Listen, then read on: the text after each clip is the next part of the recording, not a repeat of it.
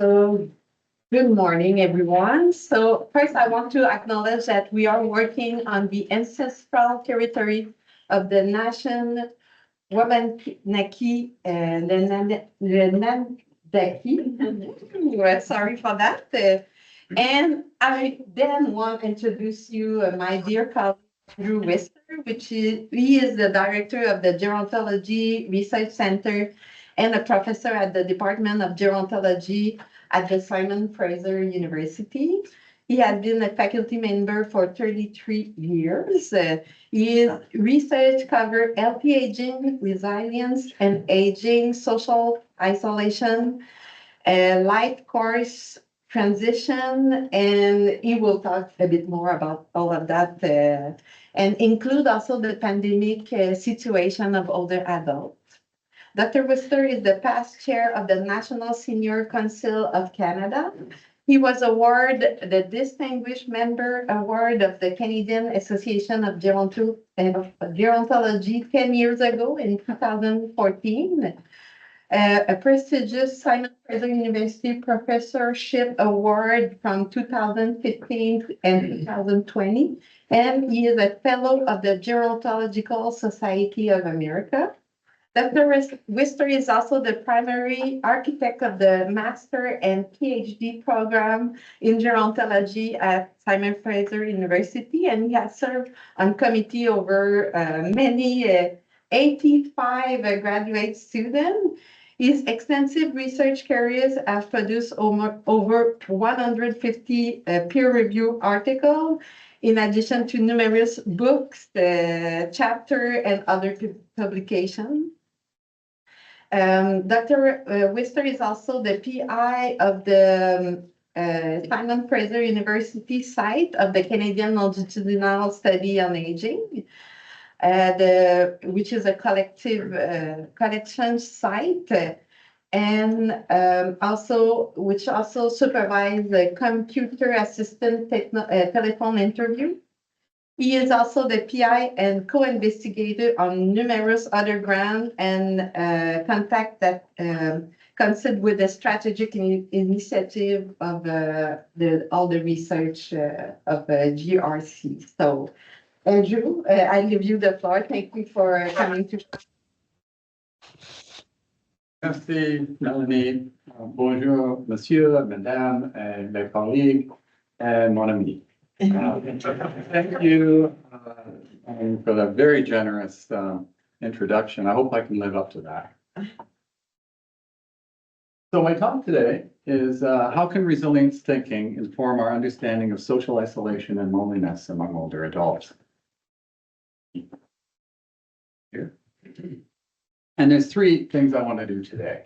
I want to start by mapping two research trajectories, resilience in aging and social isolation in aging. I want to connect these two trajectories for the purpose of developing a new model of resilience and aging applied to social isolation. And then introduce the Connect Age project, which is a collaboration between SFU and Sherbrooke researchers. So let me define resilience for those who may not know what it is. I think resilience at first was thought of as a buzzword. Maybe some of you still think it's a buzzword, but I think there is something there of substance. It's the ability to rebound from adversity and to rebound in ways that can be not only bringing you back to a reasonable level, but perhaps even growth and wellness. I've applied the notion of resilience to multi-morbidity, pandemic stress. Yes, we're going to have to talk a little bit about the pandemic today. Excuse me, one. And social isolation. So first, let's look at multimorbidity. Multimorbidity is defined as two or more concurrent conditions that can be slow in progression, episodic, but certainly deleterious due to its synergetic effects.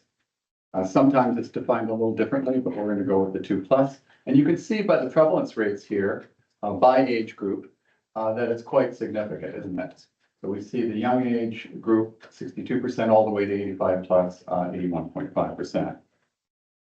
So what I'd like to do today is to bring you on a little journey, starting with the resilience trajectory on the top in brown. And then following that with the social isolation and loneliness, what I'm going to call SIL, trajectory on the bottom in the blue. And you'll see they kind of come together. And they'll come together where I'll have my emphasis on a scoping review to develop a new model. And secondly, the Connect Age project, just an introduction of that.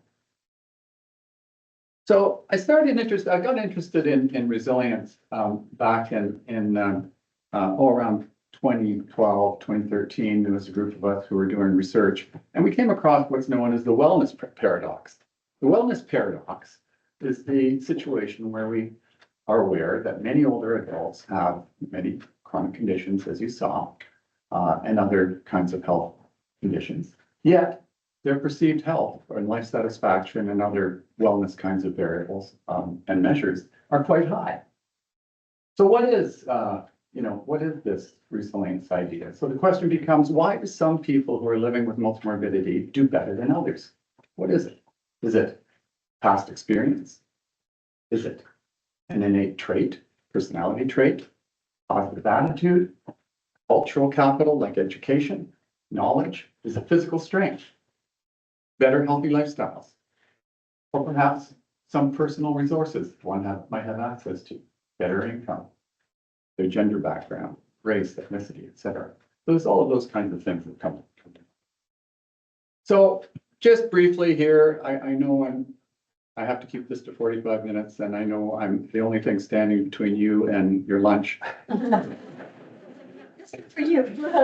I'm glad I'm not over by the door, but as I understand it, what we're going to do is have an interlude so you can go to lunch at some point. So Pascal is going to let me know where that point is going to be.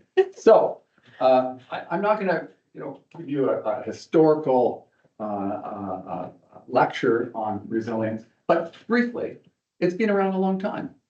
It's been around since the 50s, starting with work on children and children overcoming serious adversities, usually divorce or some mental problems. And then it moved into kind of coping processes, mainly social psychological coping processes, which brings into resilience.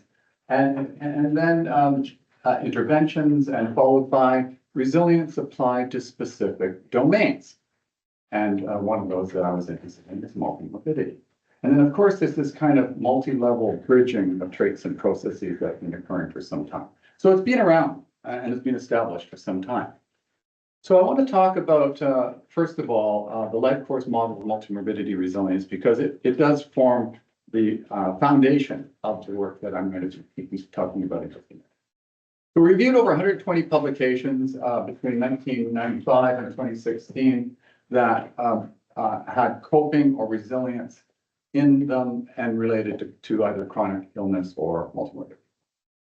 And based on this, we were able to identify 5 major kind of theoretical domains that seemed relevant. The first being developmental psychology, as I mentioned earlier.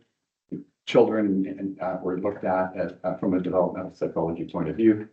Then we have life course theory, the notion that earlier life experiences can affect later life experiences.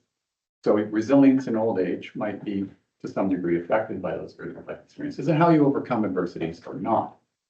Intersectionality emphasizes the notion that people based on various statuses, like either their sexual orientation, their age, race, gender, socioeconomic status, et cetera, places them at advantage or disadvantage and privileged or not. The socio-ecological approach is one that many of you know about. It looks at the intersection of different domains, starting with intrapersonal kinds of factors, those that are at the individual level, interpersonal relationships, all the way up, community, and then the policy arena. So it's been used, for example, to understand how smoking can be affected by policy changes and increasing taxes. Person-environment theory is another major theory in gerontology, social gerontology, that looks at and elaborates how the individual interacts with their environment. So the environment can affect us, the kinds of housing we live in, the kind of community we live in, so on and so forth. But we can shape the environment as well, and that's the idea of agency or proactivity. So this brought us to this model of the life course model of multimorbidity resilience, starting with the adverse effect, and the adverse effect is multimorbidity in various conditions. But there's the perception of it, of the multimorbidity, its severity, it's certainly, whether it's stressful or not. That stress can result in disruption. That disruption can be with respect to your social roles, it can be your identity, and so on and so forth. You require energy, motivation, and access to activate resources. Those resources can be individual, social, or environmental, to bring to bear on that adversity, multimorbidity. So then you develop coping processes or not. One of the major ones talked about was emotional regulation. That's the notion that we can shift and mold how we see a particular problem so that it's more acceptable to us and we can cope with it. Resulting in reintegration and wellness recovery and growth. So that's the life course model. Coming back to the two trajectories, the idea then was, we thought about, we need a measure, we need to measure multimorbidity. The main measure in resilience, by the way, is the Connor-Davidson measure. And the Connor-Davidson is a generalized resilience measure. It's got a few items in it that relate to illness, but fundamentally it's a general one. So where would we go to find data and develop a new measure of multimorbidity? Resilience. Well, the CLSA, of course, we didn't have to look very far, as Ben knows.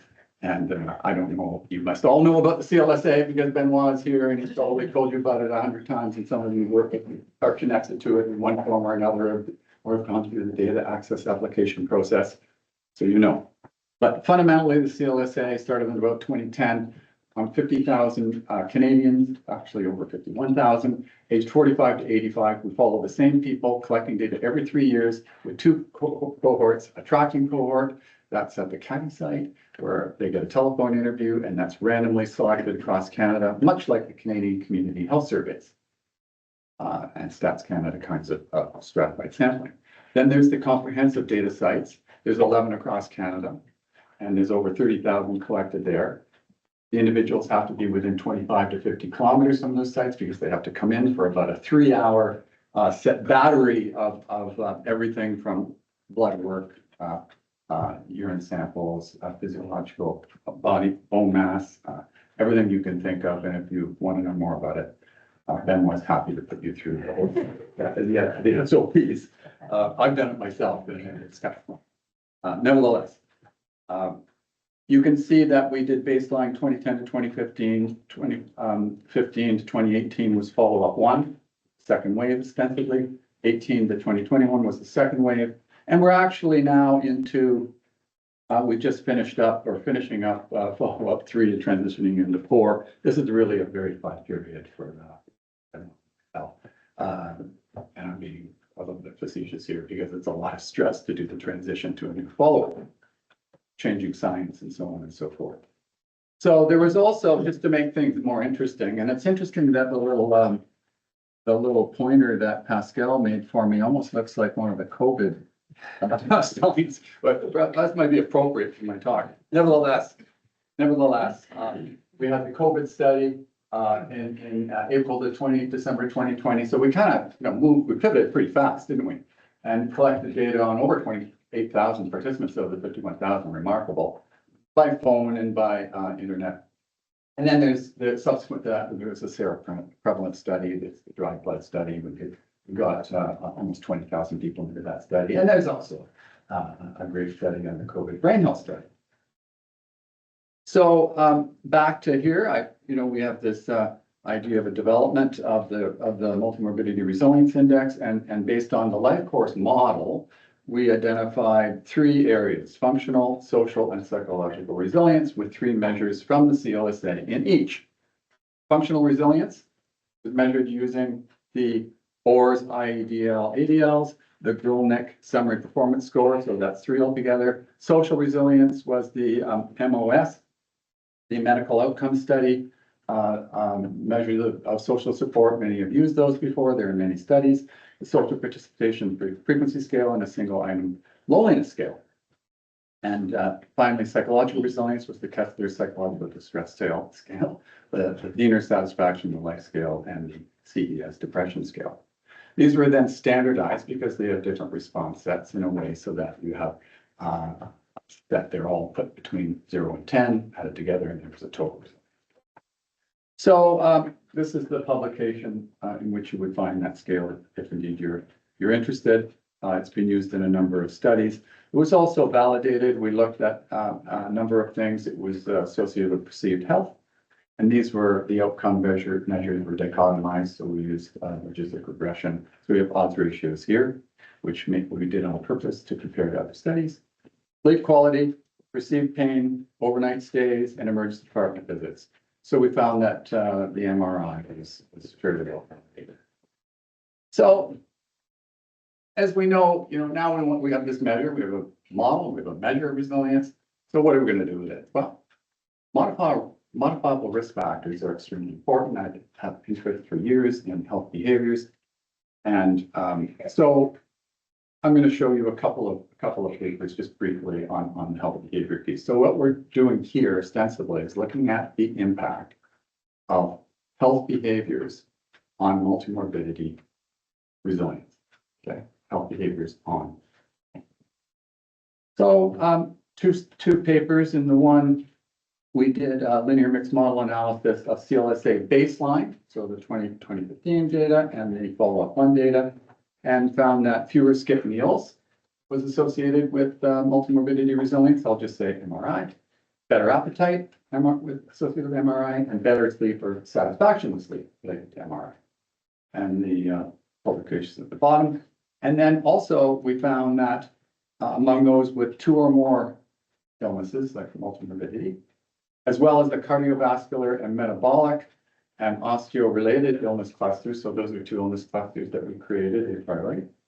We found that having a non-obese body mass, being a non-smoker, satisfaction with quality of sleep, again, having a good appetite and not skipping meals were all associated with them.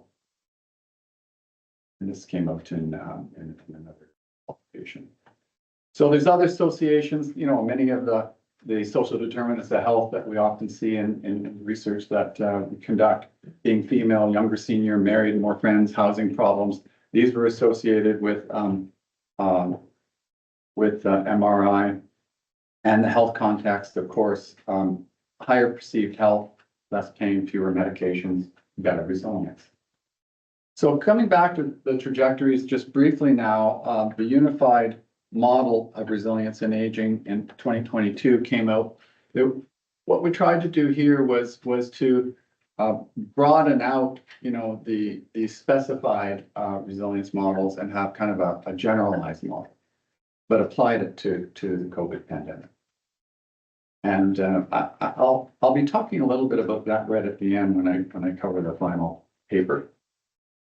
Then there was also a couple of other things I want to mention. We did a paper on the effect of MRI on COVID impact and worry. We found that people with higher multimorbidity resilience, among those with multimorbidity, did better in terms of how they responded to COVID. We also have done research in China with the Anhai longitudinal study, and colleagues and myself found that support for the longitudinal model of resilience and aging. We found that early life experiences affected MRI in later life, and they use similar measures as we do in this thing, interestingly enough. And in fact, they found the 2 factors that were most important was losing a sibling in early life and food insecurity. This is Anhai is a rural Chinese community in Anhai province. And that just came out, that Sharon told you. And then finally, I pressured the CLSA executive to put in the Connor Davidson resilience scale. So it's a little bit self-indulgent, but nevertheless, it finally came out in follow-up 2. So this was only cross-sectional, but it replicated all the health behavior. All right, so now I want to turn your attention to social isolation and loneliness. social isolation is defined as the lack of the quantity and quality of social relations, usually measured through an objective variable. Loneliness, on the other hand, is more of a perception of the distressed feelings that one may have when you have poor quantity and quality of social relations. Now, some people say, well, aren't those totally different? Lots of times they typically overlap, but they can be different. You can have somebody who is socially isolated. They isolate themselves, but they kind of want to be. They don't feel lonely at all. My mother passed away last month. She was 98, and the last several years, she just wanted to live in her home. She'd have contact with her family, but that was it. That was it. Happy to be alone. And then you have the opposite. You have people who are maybe living in an assisted living facility. Lots of contacts, maybe perhaps superficial, but they feel lonely. So you do have those unique situations. So we know that research has established in quite definitive ways that there are strong associations between SIL, social isolation and loneliness, and cardiovascular disease. It doubles the risk of mortality and significantly affects mental health and functional health, among many other things. Holstat and President others, there's a large literature here. Now, needless to say, I warned you, we have to talk a little bit about the pandemic. That's why this is particularly relevant here. You can see the little COVID thing here. Oh my God, back bad memories. No, anyway, social isolation and loneliness were certainly exacerbated during the pandemic in significant ways, especially among older adults, very profound ways.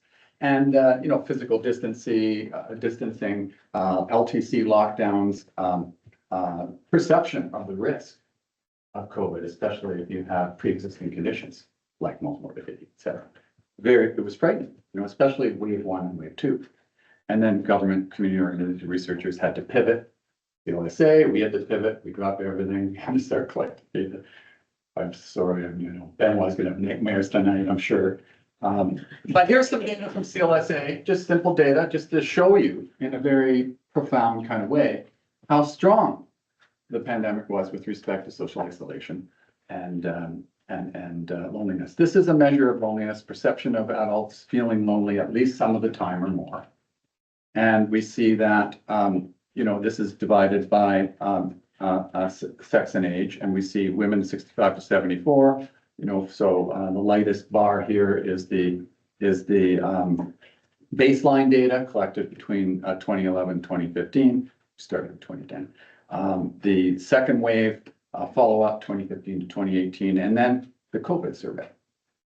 And the reason why this is just lonely, being lonely, and we don't have anything more sophisticated in terms of a measure is because we had much shorter COVID survey. It was only half an hour, and they had to fight for having certain measures in there. And nevertheless, we got a single item one here, and that's what we had.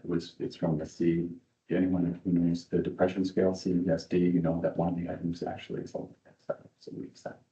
But look at the increase during COVID, 41. So that's a absolute increase of 17%, but the relative increase, you're talking about 60% more. Same with men who are age 65 to 74, women 75 to 84, same thing, perhaps a little less so for the men, 55 to 84. So we often see, risk factor kinds of analyses, right? And there's been considerable ones in social isolation and loneliness, and you see at the bottom here some quotations. And here are many of the factors that perhaps these are risk factors or not. But advanced age, living alone, low-income poverty, affordability of housing and shelter options, a loss of sense of community, widowhood, episodic or lifelong physical and mental health issues, challenges with technology access or use, those living in rural remote areas, immigrant or ethnic older adults, Indigenous elders, LGBTQ and caregivers with a heavy burden.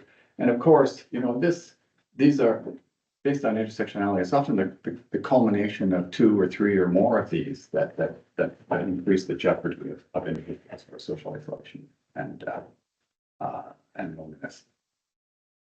So I started interest in this area when I worked in the National Seniors Council, first as a member, then chair between 2013 and 2017, and we created 3 reports. In fact, Minister Wong wanted the focus of the Seniors Council to be on social isolation.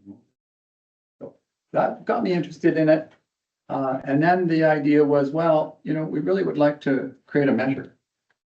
So where would we go for that? Well, CLSA did it again, of course. Where else? We developed and tested what's called the CLSA SII, the Social Isolation Index, using standard methodology. And we found this article by Valtorta, maybe some of you have read it before. It was quite a fascinating piece in which he reviewed, and their team reviewed 54 measures of social isolation and loneliness. And they mapped them on 2 dimensions. One dimension was a structural dimension, the objective element. And the second was the functional, the qualitative and behavioral component, type of support, emotional, instrumental, and so forth. And so in mapping those, I thought, well, that was brilliant. That really helped us. And so we went to the CLSA and we started pulling out variables because guess what? It's a gold mine. And yeah, I know this is a promo for CLSA as well on the side. Thank you for the money that you gave me. 8 measures of frequency of community, the number of network member counts on 8 separate network nodes, network member visits, living arrangement, the medical outcome survey, MOS, which are 4 subscales, loneliness item from the CESD. We found that it was associated with life satisfaction, with depression, with perceived mental health and perceived health, and it demonstrated thus good concurrent validity, and here we don't find that. So now we have a measure. That's great. What are we going to do with that measure? Well, we started to do a couple of things. One is we created a series of papers looking at informal caregiving because it's so important, and it really became particularly important during COVID. So we have some pre-COVID papers and some COVID and post-COVID papers where we're using that index, the full index on CEPAs and CLSA data. A couple of those in the journals of gerontology. You can find them elsewhere. But that was really important. There was also, so that's this piece and this piece.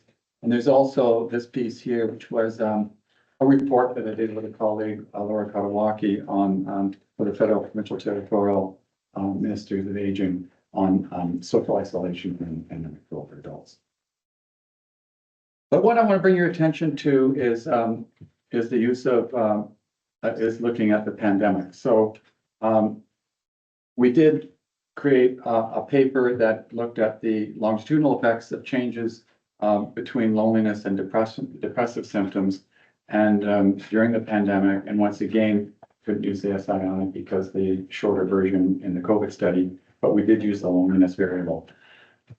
And in this paper, we had 2 follow-up points, the follow-up 1 data and the COVID study.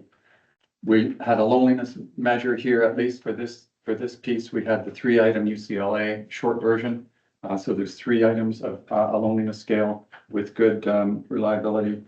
And we have the depressive symptoms, CESD, and 3 risk groups, caregivers, those with poor or severe self-rated health and morbidity. So we found that loneliness was indeed associated with depressive symptoms at follow-up 1 after adjusting for all of the covariates and a large number of covariates, as you can imagine. And also that loneliness between follow-up 1 and the COVID exit survey also was significantly related to the increase in depressive symptoms. So the association between the pre-COVID and during COVID exit survey in 2020, we're seeing that association getting stronger. So that's quite interesting as well. Net, the whole factors have to look at. So back to the trajectory again. The next thing was, there's something missing. There was something missing. And what was missing was a theoretical model. We'd seen different things used in social isolation, but there wasn't really a solid model and frame for us. So started working with Melanie on a grant, which I'll get to in just a minute, but in developing the grant, started playing around with the notion that maybe, some of these resilience developments would really make sense because resilience is a strength-based approach. So instead of just looking at risk factors, we're looking at the strengths that people have, inherent strengths, those strengths that are in the community and all the different levels that can be brought to bear, which particularly became relevant during the pandemic.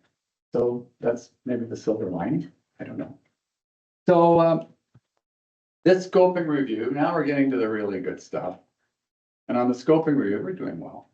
The scoping review wanted to answer the question, what are the major thematic, conceptual, and theoretical developments that connect resilience aging to SIL?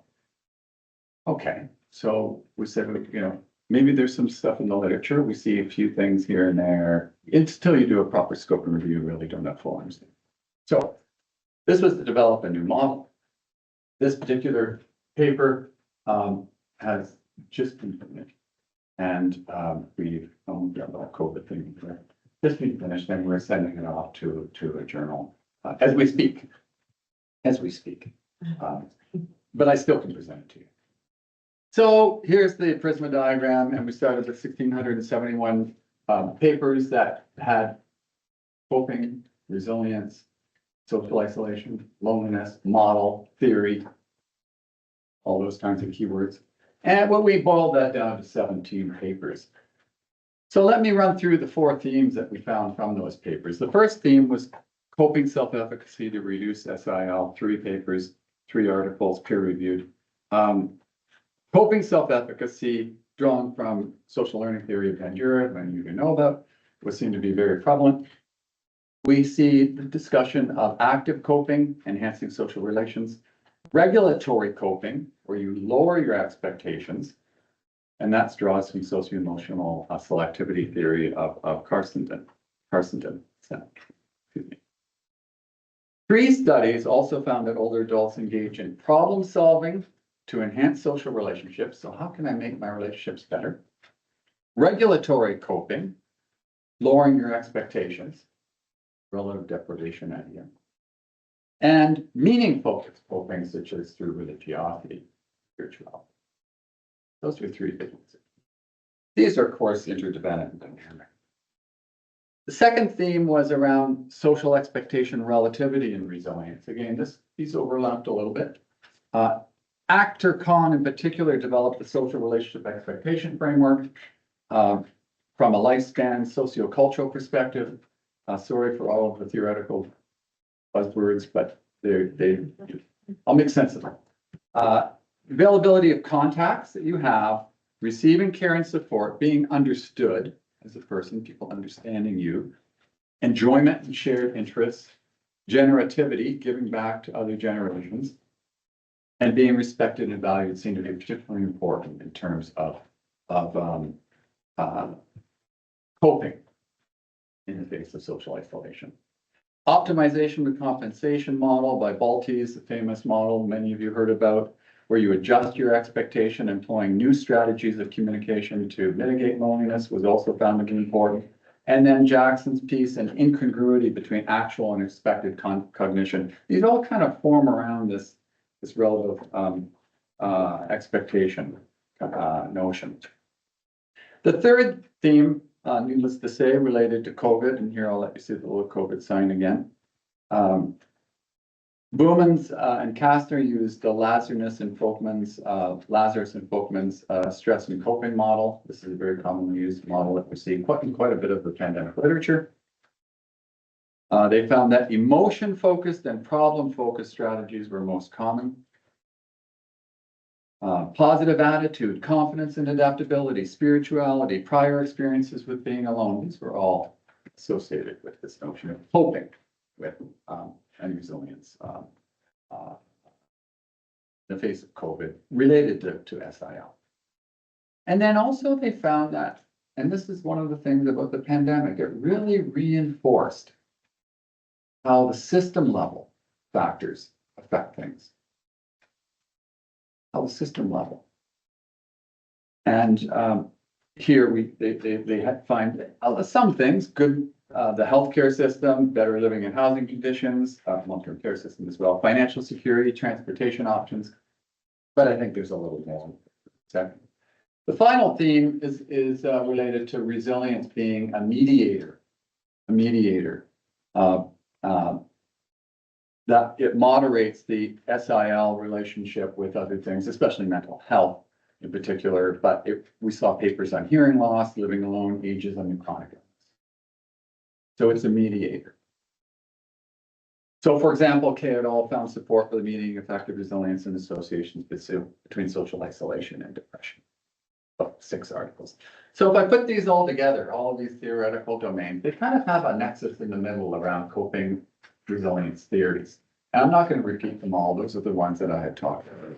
But there are a lot of similarities and some unique pieces, but there's a nexus there. But there tend to be all social psychological kinds of theories. For the most part, some social support can be related, but not too much at the system level. And that brought us to develop an integrated model of resilience, social isolation, and loneliness in this particular scope and review paper, along with a research agenda linked to it. And you can see in the centerpiece, I'll walk you through this. It's similar to the life course model of multiple morbidity resilience in the middle. Similar, but it's being changed based on the scope and review. So we have the adversity, in this case, SIL. We have a perception of that adversity. We have protective and preventive factors and mechanisms. So that's kind of a little different. We have the motivation, activation of resources, adaptation, coping, and emotional regulation. So that's expanded out somewhat. And then wellness, recovery, growth. Those are similar, but all of the outside pieces, those are different. Those are new. And those are bringing in the system, macro level, organizational level, community level, the broader picture, which has been left out to a large degree of the discussions and developments in this area. So I'll take these one at a time. The social ecological context, these are the interrelated spheres of intrapersonal, interpersonal, community, all the way up. Here we go individual, home, neighborhood, all the way up to global. And with the pandemic, man, it's a global pandemic. That's what it means. So it really got us to think a little differently about how these things can affect adversity, in particular social isolation in the face of this pandemic, for example. Environmental resilience context here, we have the physical environment. We have informational. Boy, is information ever important. I can really, social media now, it's just unbelievable. Cognitive, there's a level of cognitive resilience as well that it can affect people. And especially there's a lot of work in resilience related to dementia right now. And then social, well, the social is huge, of course. Isolation, social, it makes sense. But the resilient system functions are a new piece here brought in. Now, those come from the National Academies of Sciences in the United States that developed a resilience model specific to disaster research, and considerable amount of literature there. And I was collaborating with a chap from actually the U.S. military of engineers who was doing work in this area. And we've done some work together in the unified model and some other things. But he came at this from this perspective of disaster research and seeing how resilience at the community level and state level was particularly important in dealing with Katrina, Hurricane Katrina, and then the pandemic, for example. And really got us thinking a little deeper about that, and how we got to move out from the social psychological elements, albeit those are important. So planning, absorption, recovering, adaptation, these are the 4 main components of dealing with disasters. At the bottom, we have the life course, experiences, biographies, aging. These are fundamental life course experiences can affecting. And the funny thing is, if you want to do some research in this area, here's something for you to look at. There's 2 possibilities, I think, that one might hypothesize. One, that with aging, our physical resilience, and maybe to some degree our mental resilience declines. Being able to handle stress, you get older, things get under your nerves a little more. I don't know, that's for me anyway, maybe this is not using personal experience. I think that's probably the case. Physiologically, we know there's certain age-related normal changes that occur. But also, on the other hand, there can be aging experiences that can be brought to bear on adversity. Because if you've gone through things, you can use that wisdom, that experience, the positive ways, if you've been successful, that is, to be able to deal with adversity in a better way. So that's the model. It needs a long ways to go. It needs testing, but it's something to wrap our teeth around, if you will. But there are some needed linkages, and the key needed linkages here, And I've got 5 minutes left. Yeah. Should I finish now or you want to have a break? Your decision. Are people starving? Or is this People are. so captivating that you've lost your appetite? Is it so uncomfortable that I've lost it? I can finish in 5. Is that good, or you want to just Yeah, if it's in 5, let's finish the presentation. cut And me then off? Okay. So the 4 areas, the social ecological context of aging and SIL in the neighborhood, environmental contexts, the resilient system functions, the life course. So those are those 4 outer buckets. We really need to look at the linkages of those. And that kind of got us thinking a lot about, you know, what can we do? What can we do that's going to be a little different? And this brings me to the project, and I want to thank the Sherbrooke and Quebec collaborators, especially led by Melanie Levasseur. This is funded as 4-year SHRC, Social Science and Research Council Insight Grant, fully funded and called, and you know, you have to have a really complex title for social, for sure. Oh, so excusez-moi. Social connectedness and resilience among marginalized older adults and caregivers, co-produced intersectoral knowledge implemented in community organizations. That's a mouthful. Been too hungry. I think, you know, the reason why I got funded is I think if you read that, you don't have to read the rest of the grant. So that was the positive. So Connect Age team, wonderful team. I couldn't ask for a better team. I'm not kidding. This team is wonderful. Came to Melanie with the idea. She helped polish this thing up beautifully. First time out, it got funded. Apparently ranked first. We're so happy.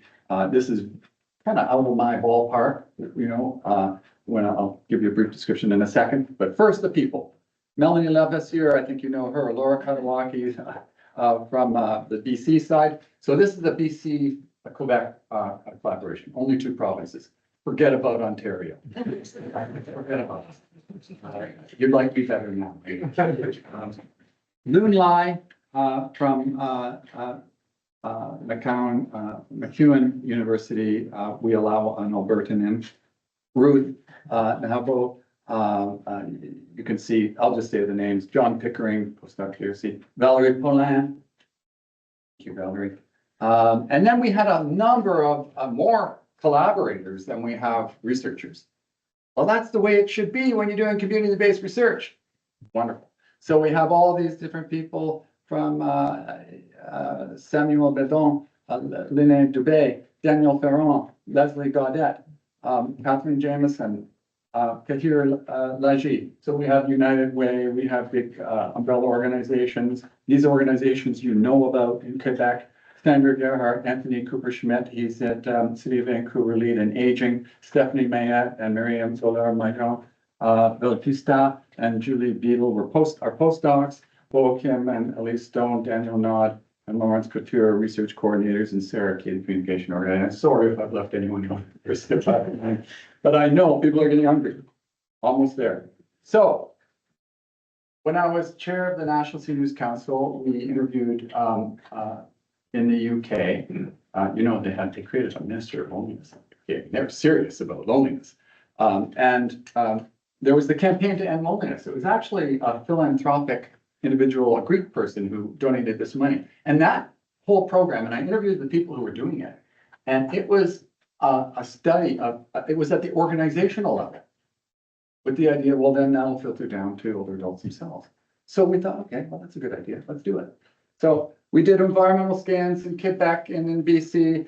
We've got 80 organizations, seniors organizations in the study. We'll share with others. There's probably 300 in each of the provinces. I mean, there's a lot of organizations. You've got senior centers, you've got neighborhood houses, you've got, so on and so forth. So then we're clustering them according to size and location and, 5 to 8 in each cluster, and then have workshops. We've done a baseline survey, and then we're going to provide them support. One of the big, when we have meetings, we find out their challenges. We know what they are: funding, volunteerism, information, et cetera. So we're providing them grant support, scope and review translation, client record reviews, program reviews, supporting them for accountability and evaluation, volunteer enhancement, targeted CLSA, data analysis, and leveraging resources across the organizations where they can share information. So this is we've had our first workshop. It's really cool. We've started some in Quebec. So the idea is that these workshops are going to result in new programs, implementation, dissemination, and of course, some degree of evaluation. We can't write the grants, but we can help them. So that's the plan. And on the last thing is on the evidence-based policy level. Yesterday, Melanie and I were working with the Canadian Coalition of Seniors Mental Health. Maybe you've heard of that organization. And we did a report on social isolation with an idea of developing evidence-based recommendations for clinicians, doctors and allied health professionals. Led by David Kahn, you can see the group there. You can see Melanie's name is there. And just yesterday, we had this published in the Canadian Geriatrics Journal. The sets of recommendations, nice and short. You don't have to read the whole report. You get the cut of the chase, so that's wonderful. So this is then bringing it up to the policy level, organization level. So that's where I'm at the point where I want to move out, and into the practice realm to a greater degree, not stay in the ivory tower of theories, but the theories are important. And that's why I'm making this presentation, because that's how these trajectories came together. And, you need the theory, you need the measures, you need the research, you need the great longitudinal data, and you need the practice-oriented stuff. So I want to thank my co-authors on all of this work, 62 different authors, 20 different disciplines, 6 different countries in this collaborative interdisciplinary journey. Thank you.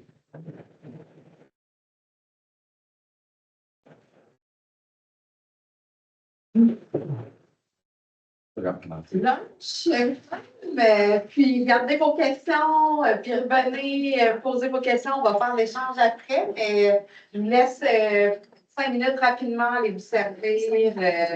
Ceux qui sont affamés peut-être en premier. On va garder. Est-ce que vous voulez prendre la parole? OK.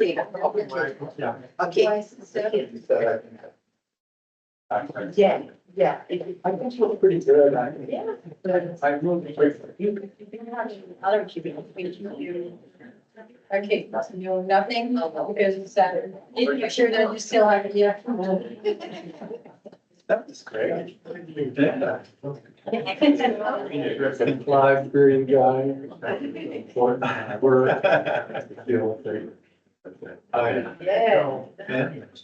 All right, so he's starting to work on the social life relation.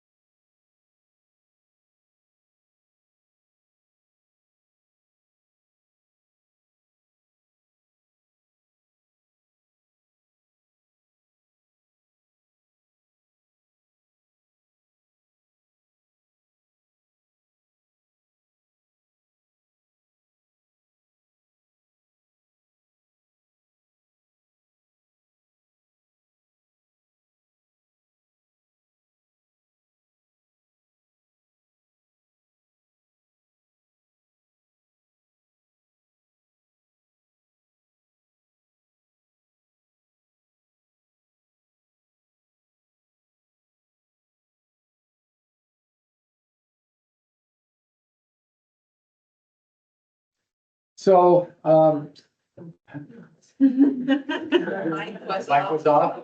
off. So the question was about whether the Connect Age project is going to address homelessness and the homeless adult population, which is substantial, especially in major cities. I just saw something on the news, the Montreal news and a huge problem in Montreal, huge problem in Vancouver, Toronto. Other cities it's even happening. I mean, it's probably even Sherbrooke to a smaller extent. Yes. But as I said, that most organizations are a little bit leaning biased towards the healthiest and wealthiest and least isolated. So we need specialized programs to reach those most in need. And ours project, which is on marginalized older adults, we're looking at ways of getting to some of those groups. Some outreach programs have some degree of success, but by bringing organizations together in different communities with different kinds of programs, I think we have an opportunity to learn from each other. And then, if we can help them perhaps write a grant where they try something new, that would be a positive. So that's the best we're going to do. Are we going to solve the homelessness problem? No, we are not. It's too pervasive, and it's unfortunate. Any other question, comment? So there's. Online? Perfect. I might have one. So you talk about the research agenda about resilience. Can you tell us a bit more about what are you looking forward in terms of this agenda? And also, I was wondering, you did a cross-cultural validation with data from China. What are you planning to do with other countries? And Wow, that's a big ask. So, of course, my close colleague here asked the most difficult question. The research agenda is multifaceted. I think an important part is not only to conduct additional research with different data sets in different countries, but also to test out aspects of the model. Of course, that needs to be done. But the area of interventions and how we develop innovative programs and test them, I think that's an area that's really problematic. We're good at having a number of programs, albeit it's a very fragmented community and healthcare system, correct? Very fragmented. So what we need to do is look to ways to integrate those in better ways. Some of the things that are being done now that I think are quite innovative and could be part of this agenda is to look at social prescribing. Social prescribing, it's analogous to integrated care models in which you need a case manager of some kind and you need to link people to those services that most meet their needs. So that efficacy, it's going to cost a bit of money up front, but that efficacy is going to pay back rewards later when you keep people out of emergency, keep people out of long-term care, which are more costly in ones. With respect to other studies, I mean, the Chinese study, hopefully we're going to do another one. Other countries, so far, we don't have another country in mind, but, who knows? We're looking forward to prospective colleagues. We have a number of people in different countries who've been collaborating, but the trick with a lot of this is the funding. Now, we do have the New Frontiers grant funding where you have to have interdisciplinary partners, but that's a challenge. It's a bit of a challenge, but we're hoping to move that direction. I was pretty interesting in the moment you talk about people who want to stay isolated because they don't want to. And I think you took the example of your mother. And my mom was the same, and I was always afraid of, is it good or not? And I wonder if you look at resilience in these subgroups of people who want to stay, because breaking isolation against personality traits, Yeah. I wonder what is the impact of this kind of intervention?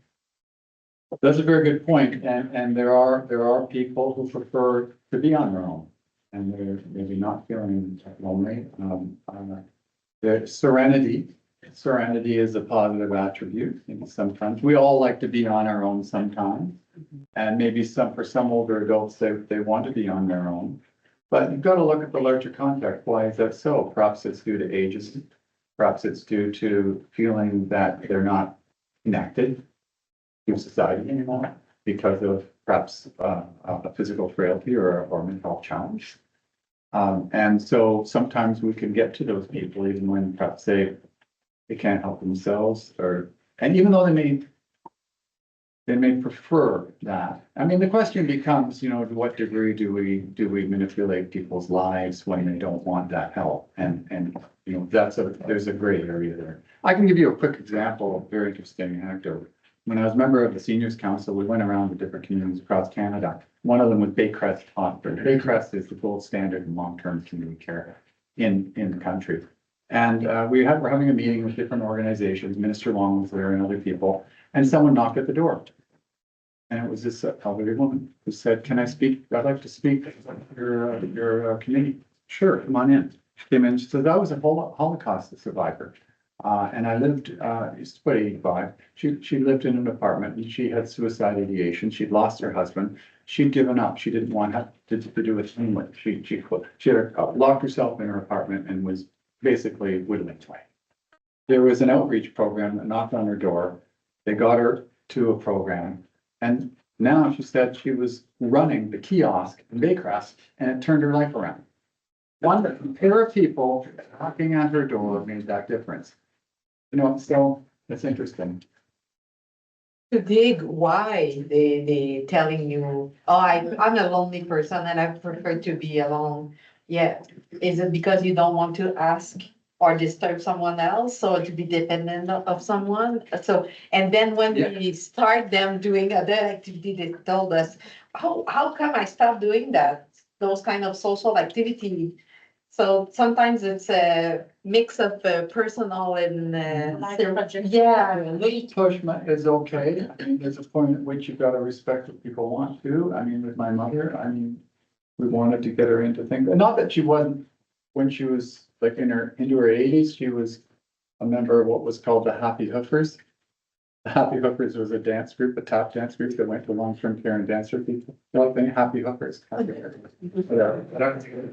Nevertheless, but then, then she became, kind of, I don't feel part of anything. I just want to be on my own. And I think there's a lot of that ageism now. I think it's gotten worse during the pandemic. The other thing that's happened, I really truly believe that societies are closing. They're closing their doors. You see that in many countries, very conservative bent. But because of that, when societies close, people close. And there's less tolerance. And with less tolerance, there's more ageism. And with more ageism, people become more isolated. So we have a problem on our hands. And it's not getting better quickly. So we have to think innovatively.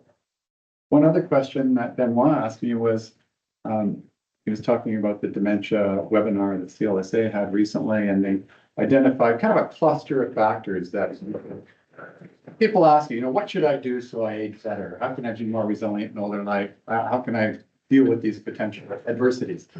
And with the dementia, they talked about physical activity and I think hearing and make sure and that's big with social isolation. We're doing some work on that. And then there was another nutrition, I think. And so people ask me, well, what's the low hanging fruit here? What should I do? And, it is multifaceted, of course, but I'm telling you, the sleep is coming out really strong. Giving them nutrition, eating well, and then socially connected. And I mean, these things lowering your stress level. So we got to retire early soon. But no, there are some low hanging fruit here. The hearing loss is for the social isolation piece. I'm seeing we're doing a scoping of that, and it is big. And I'm telling you, and for dementia and cognitive loss, there's something going on in there. You start losing your hearing, you withdraw, you don't participate as much, you don't listen, you feel isolated. Then cognitively, you slow down. These things are cyclical, reciprocal kinds of dynamic processes. It's not one way causal chain, right? So someone might be losing their hearing, they might feel a little down, they start to withdraw, they lose cognition, they become depressed, they become more withdrawn, And then it's a cycle, it's a vicious cycle. So how do you break into that cycle? That's not an easy ask. That's why we have to put deep thought into this and try to do this, more collectively, I think. One of our colleagues was a nutritionist, actually, has this idea of doing community kitchen for older adults. So you would target actually two of the risk factors, so nutrition as well as social isolation. The more you can target, the better Mhm. on these multifaceted programs. And the other question was, we didn't find as much with physical activity as you might think. I do in some of the other work I've done, but not so much this. And there's something about physical activity. I think it is there. Maybe it's picked up with some of the other things, other variables. I'm not sure. But physical activity is extraordinarily important. It's extraordinarily important to keep so you're more functional and more. We have physical resilience, and it's kind of part of that. But I'm not sure also if the pace is the best measure. I've got issues with the pace. That's, most of you know what that is. It's in CLSA. It's this multi-faceted, huge measure of expenditure and walking, all these different areas you check off. There's a lot of measurement there. People overestimate, how much time do you spend exercise? Oh yeah, easily 5 days a week. You look at them and do you observe them and it's exaggerated, right? But it's more than that. There's other issues, but there's pauses with physical activity, even though we don't find it in this research. Maybe a little publicity about CLSA in follow-up 4, we're integrating, in follow-up 3 and follow-up 4, we integrated sensors. Yeah. So our participants are having 7 days of monitoring at home with some sensors that do pick up the number of steps and so Great. the data will be coming in, let's say, about a year and a half or 2 years from now. Yeah, I can't say enough about CLSA. I mean, it's a gold mine. And for those, any students here, postdocs, et cetera, who are looking for data sets to utilize, I mean, it's just wonderful. And Benoit is here to walk you through any of the data access processes because they are complex. But I will say one other thing about, just to balance that off, is that, and it's in the research agenda, Melanie knows, because she's part of that paper, but the triangulation of quantitative and qualitative data is extraordinarily important. And getting at people's experiences, it's like the story I told you about that one individual. It can provide some very rich and deep information that can help guide us. There's always strengths and limitations of qualitative and quantitative research, but we can bring them together to some degree, notwithstanding epistemological differences, to better understand a particular area, especially one that's as nuanced and complex as this one. So I know some of you have to run, but Andrew will be there for the rest of the afternoon. And we have some free time right there. So thank you for all of you to attend to this presentation. And thank you, Andrew, for your good help.